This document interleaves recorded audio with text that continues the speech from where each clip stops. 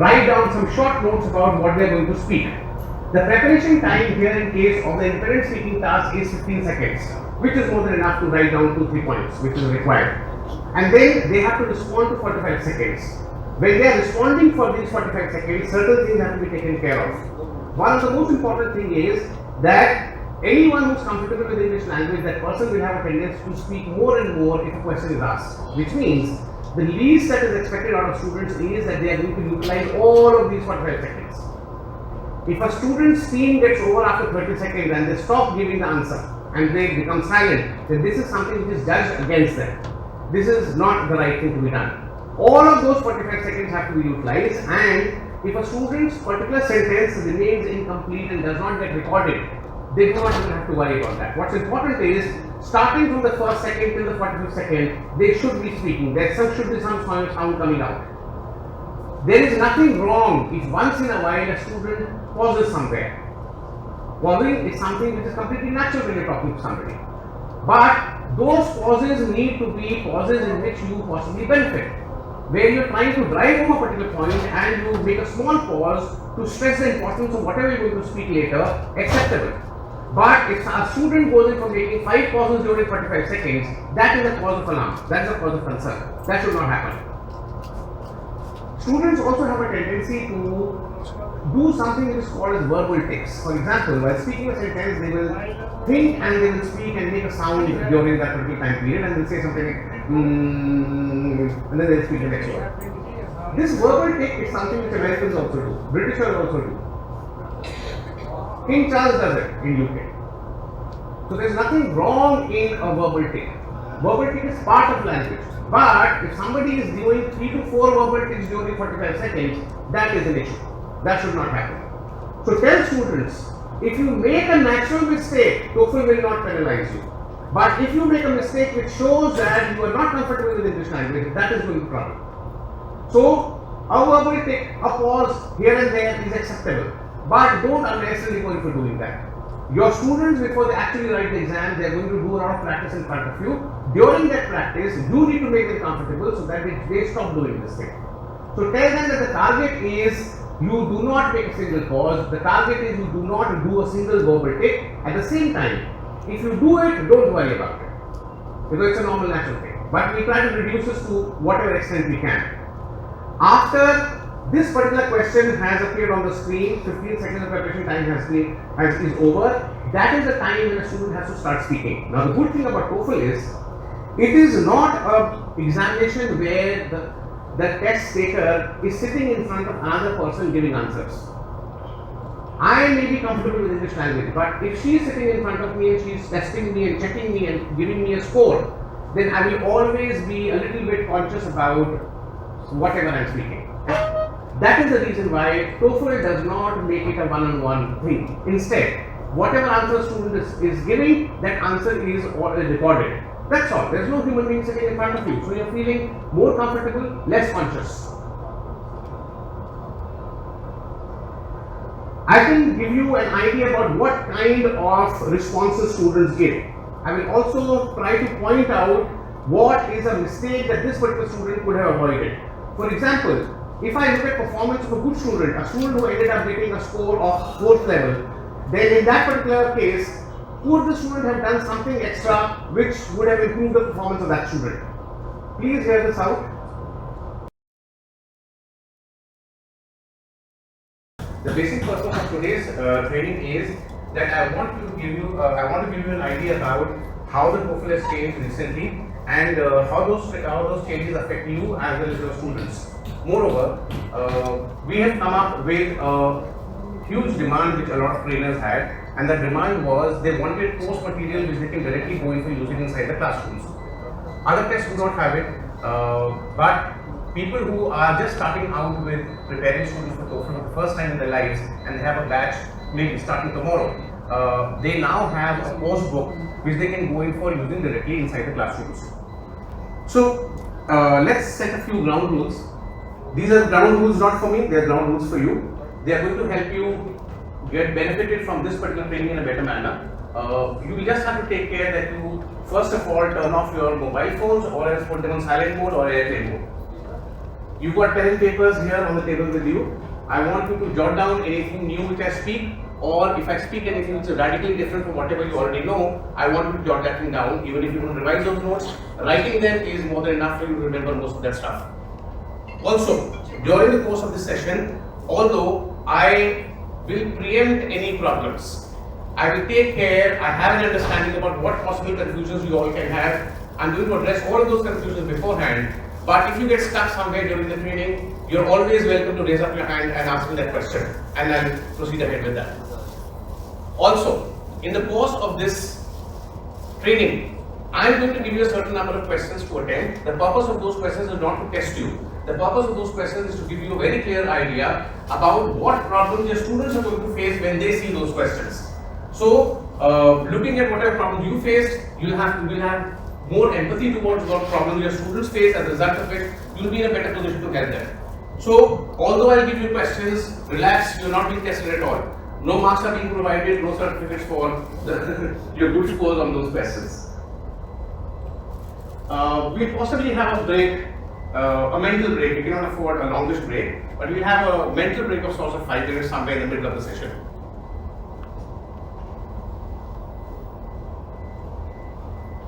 This is a brief contact detail of mine. I want you to quickly just jot down my phone number. I am going to take care of a lot of confusions and questions and queries that you have here. At the same time, when you go through the manual, after the training gets over and you start working upon that book and you start helping the students, you may end up reaching a particular blind alley or a confusion area. In that situation, I welcome all of you to get in touch with me and clear that confusion out with me. I am available for you. WhatsApp, email, whatever suits you. 9911120453. Please feel free to get in touch with me for any academic issues.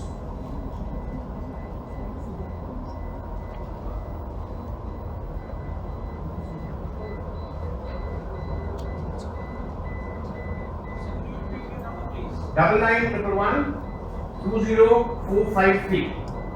Please do not hesitate in calling me or messaging me in case you have a confusion. And you are going to have greater number of confusions when you start using that particular course book that we have inside your classrooms. This is going to help them develop the confidence to handle a slightly alien, different kind of question if it appears on the exam, according to them. So, you definitely have to work upon a major area of concern, which is vocabulary. Vocabulary is an area where students have really worked hard only till the 5th standard. Till 5th standard, students got words, their meanings, they are given synonyms and antonyms to mug up, they are given fill in the blank questions, they get something called the closed test back in school, they get essays to write, etc.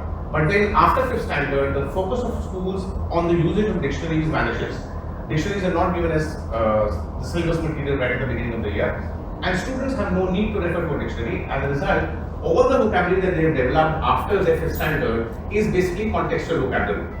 They have heard a particular word in front of them and they get an idea about possibly this word means this thing, and they don't refer to a dictionary, they don't ask anyone. As a result of which, they only have a slight idea about the usage of that particular word, and they do not have a clear-cut clarity upon what that word really means. As a result of which, when they read passages, when they handle an exam such as a TOEFL or some other exam testing them for the English ability, then automatically they do not have 100% potential to really understand whatever is going on the test.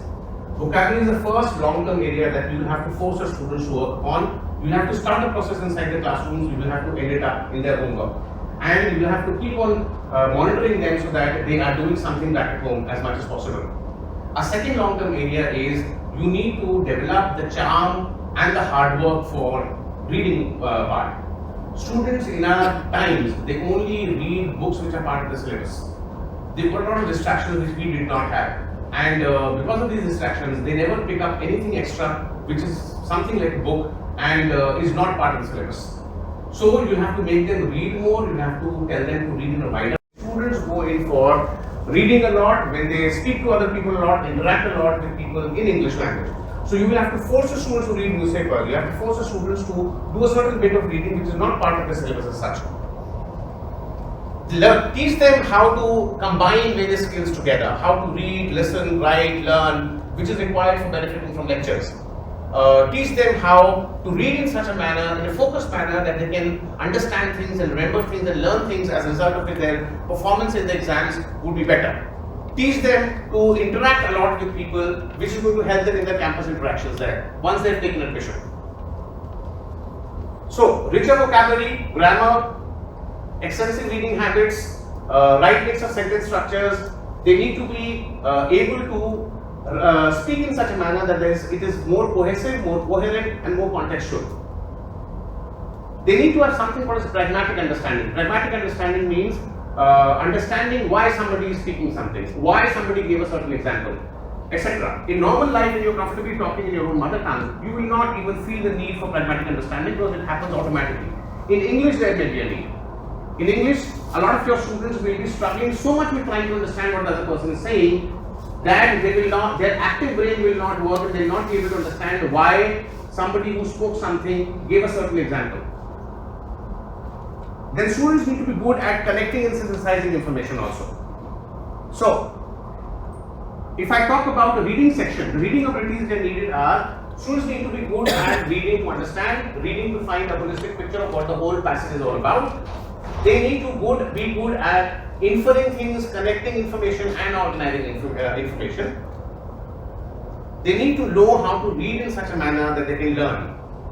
I'm going to focus upon one single word out here on the slide, and that is the word infer. In India, the general understanding of the word infer, inference, conclude or conclusion is that after having read a one-page long passage, I need to understand it, and based upon that, I need to possibly give my own creative opinion about things. That would be my inference from that. No. Inference in case called aptitude test or IQ test is something which is clearly written in the passage. Every answer for an inference question is written very clearly in a certain sentence in the passage, maybe in 2 sentences. But inference questions do not require a student to do an over-interpretation of whatever is written in the passage or do a little bit of philosophy and chakmari, as I call it. So if students are thinking too much on their reading comprehension passages, then they are going to face major problems in terms of making silly mistakes on the questions. So this is what is really required. Vocabulary, grammar, read more, read wider, do a right mix of book reading, screen reading also. Your students may say that we are very comfortable working on a screen, on a computer screen, a desktop screen or a laptop screen or on our smartphones. But as far as their practice of taking tests is concerned, they have taken all tests in a paper and pencil format. They have possibly not taken a single test on a computer screen. That's the reason why, even if they are very comfortable working on computers, they will always be comfortable more while taking a test using pen and paper. We've given that option to students. So if a student says my scores are low upon a computer-based test, then tell that student to take a paper pencil test. We have that option also.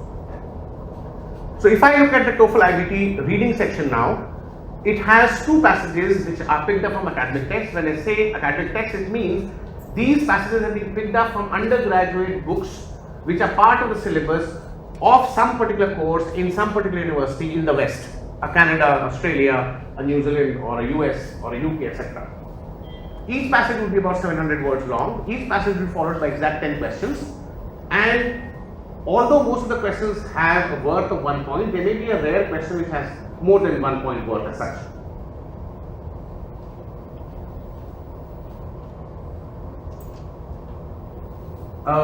Has a Propel manual been mailed to you? Mailed to all of us? Yesterday? The Propel TOEFL manual. Just check your emails.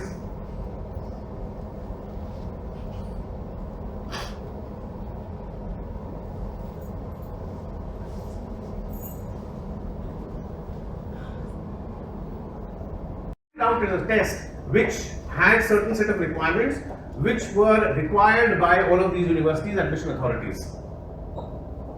When students started taking this test and they gave their own feedback and they suggested certain changes, we do make certain changes in the test according to students as well or test takers as well, but all of these changes which are made in case of the test, these are changes which have to be validated by all the admission authorities and universities. So we strike a balance between what our test takers want and whatever our test score users want. Test score users are universities. So they're the main target for us. We have to in the end do whatever they want us to do in order to keep TOEFL as valid and reliable as possible. Today, ETS administers and scores annually more than 50 million tests in more than 180 countries.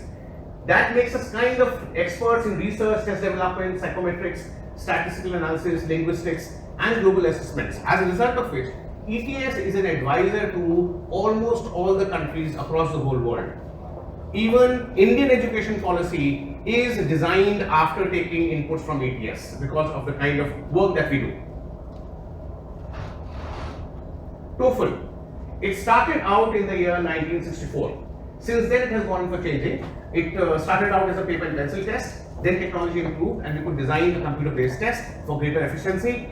As internet bandwidth increased, we could introduce something called the TOEFL IBT test in the year 2005. And TOEFL IBT test has been changed again this year.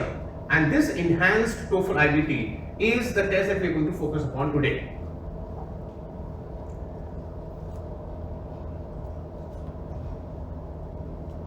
The TOEFL IBT is a test which is completely designed according to academic requirements.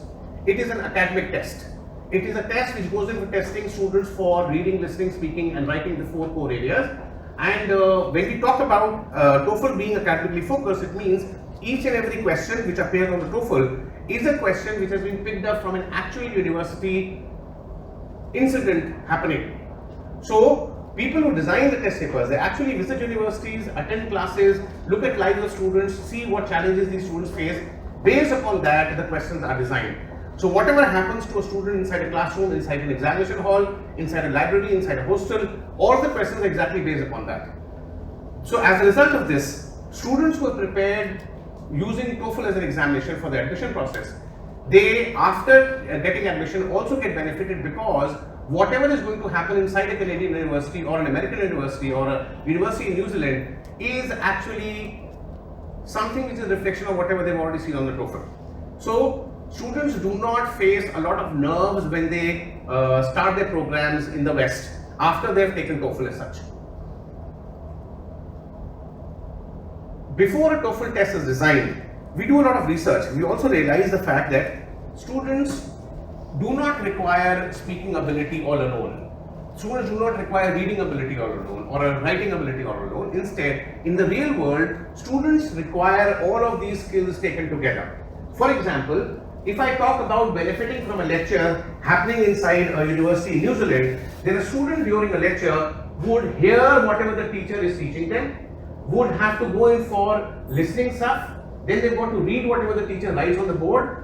Apart from that, they need to jot down notes for important things. Then they've got to go to the libraries, issue books, and then they need to study from those books. And they need to read in a manner wherein they can learn. That is the reason why, if I just look at a lecture alone, then 4 different skills get tested in order to benefit from a lecture. So students need to be good enough at all of these skills taken together. They need to be good at reading, listening, writing, and the ability to read in such a manner that they can learn all of this stuff. If you look at case studies, which happen in New York of universities, their students have to listen to how a problem is solved by other people. Based upon their listening to the solutions, they write their own solution and then they've got to speak out that solution. That is something which is required in case of case studies. In order to do well on exams in, say, an American university, a student has to read from a lot of books, attend a lot of lectures, and then they've got to read in such a manner that they can understand things and remember them also. Learn it as well. That gets tested in case of examinations. So looking at these real world situations and real world tasks that students have to encounter, we do research upon the language skills and arrangement of skills which are required to perform all of these real world tasks, and based upon that, we will end up designing a certain question which is going to appear on the TOEFL. We call it as an item or a task as such. So the questions on TOEFL are not designed by a teacher sitting inside a small cabin.